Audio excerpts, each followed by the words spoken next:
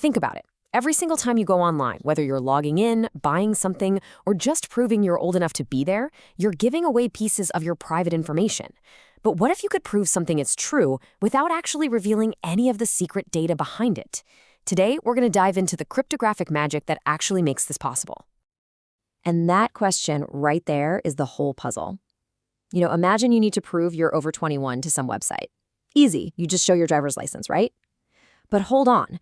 When you do that, you're not just proving your age. You're also handing over your full name, your home address, your exact birthday. You've proven your secret, sure, but you also gave it away completely. So the real challenge is, how do you prove the statement is true without revealing any of the information that makes it true? This leads us straight into what's known as the privacy paradox. See, in our digital world, proving who you are almost always means exposing who you are. To get a loan, you have to show your entire bank history. To log into an account, you type in a password that a server has to check. We are constantly in this loop of trading our privacy just for basic access. And let's be honest, this system is kind of broken, right? We're always making this trade-off. But what if there was another way? A way to break that cycle? A mathematical method that lets you prove you know a secret without giving up a single detail about the secret itself. I know it sounds like straight-up magic, but it's just really, really clever cryptography. Well, this seemingly magical idea actually has a name, and it's a great one: a zero-knowledge proof. It's a way of creating a proof about a piece of information that reveals absolutely nothing except for the fact that, yes, the statement is true. So here's the key idea, right? A prover, that's you, can convince a verifier, say a website, that something is true. Going back to our example, the website would become 100% certain that you are over 21, but it will learn absolutely nothing else. Not your name, not when your birthday is, nothing. They are left with literally zero additional knowledge. All they have is the proof. Now, there are a few different flavors of these proofs out there, but we're going to focus on one of the most powerful and popular ones, especially in the world of blockchain. It's called a zk-snark.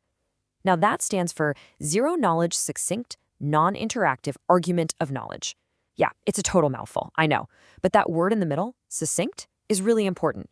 It means the proofs are super small and incredibly fast to check.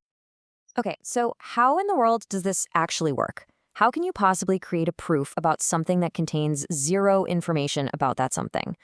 It's complex, for sure, but we can totally get the main idea by walking through a quick example.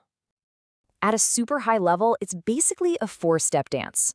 First, you take the statement you want to prove, and you turn it into a kind of logical blueprint, like an electrical circuit. Second, you take that circuit and transform it into a massive, complicated math problem. Third, the person who knows the secret, the prover, uses their secret info to solve that problem and generate the tiny proof. And finally, the verifier can check that proof almost instantly, confirming the original statement was true without ever seeing the secret data. All right. To really get a feel for this, let's use a super simple example. Forget about your age for a second. Let's just say your secret is that you know 3 numbers. We'll call them A, B, and C. That solve this equation, A plus B times C equals 7. The circuit for this is pretty simple. You have one gate that adds A and B, and another gate that multiplies that result by C, and the final output has to be 7. Your job is to prove you know the numbers, without saying what they are. Now, for this whole thing to work, the circuit itself has to be legit. This means it has to satisfy 2 kinds of rules. First are the gate checks. Basically, does each step in the logic actually do what it's supposed to do? Does the addition gate actually add things? And second are the wiring checks, sometimes called copy checks. Is everything hooked up correctly? Is the output from the first step actually feeding into the input of the second step? And this right here, this is where the secret sauce is. As Ariel Gabizin from the Simons Institute points out, the big innovation here is that you don't have to check every single wire one by one. Using some really elegant math involving polynomials, you can bundle all of those complicated wiring checks together and verify them with one single efficient operation called a permutation check. It's like having one master key that proves 1,000 different locks are all set correctly. It's what makes zk-snarks so incredibly efficient. All right, so that's the theory, which is pretty mind-bending. But where is this stuff actually being used, like today? Well, the most famous example is in the world of cryptocurrency, specifically with a project called ZCash. It was designed from the very beginning with this kind of privacy in mind. So ZCash basically has 2 types of transactions. On one hand, you have transparent transactions. These work pretty much just like Bitcoin. They go from a public T address to another, and everything, the sender, the receiver, the amount, is all visible on the public blockchain. But then you have shielded transactions. These use what are called Z addresses, and all of the important details, sender, receiver, amount, are completely encrypted and hidden from view. So you're probably wondering, how can the network possibly verify a transaction if all the details are secret? And that, right there, is where zk-snarks come into play. A sender creates a zero-knowledge proof that shows two things are true. One, that they actually own the money they're trying to send, and two, that they're following all the network's rules. That proof is what validates the transaction, all without revealing who sent it, who received it, or how much it was. It's the perfect solution to that privacy paradox we talked about. Okay, so the tech itself is, frankly, revolutionary. But what's the reality on the ground? How many people are actually using this stuff? And how private are these privacy coins, really? You'd think everyone would be jumping on this, right?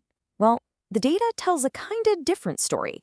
Even with these powerful privacy tools available, as of July 2025, about 80% of all ZCash was being held out in the open, in that public, transparent pool.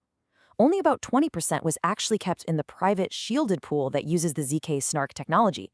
It just goes to show that even when privacy is an option, it isn't always the default choice. And this has some big consequences. See, privacy is a team sport. It works best when lots of people are using it. If only a few people are in the private pool, it can actually make it easier to figure out who's doing what. In fact, back in 2020, the analytics firm Chainalysis reported they could get some information on over 99% of Zcash activity. How? Because at the time, less than 1% of all transactions were fully shielded, meaning the sender, the receiver, and the amount were all hidden. If any part of a transaction touches the public pool, it can leave behind a trail. And it's not just about user adoption. There's also just massive financial risk. Take a look at this number, over $21.6 million. That was the impairment loss on digital assets that the Zcash Foundation had to report in just 1 year. It's a pretty stark reminder that building this kind of next-level tech means you also have to survive the insane ups and downs of the crypto market, which makes things like long-term funding a huge challenge. So, where does that leave us? We have this incredible magic math that can literally solve the digital privacy paradox. It lets us prove things without exposing ourselves. It's real, it works, but we can see it's facing some serious hurdles: technical, financial, and even just human behavior. So here's the question to think about. As more and more of our lives go digital, are tools like zk-snarks going to go from being this niche, nerdy thing to an absolutely essential technology for defending our basic right to privacy?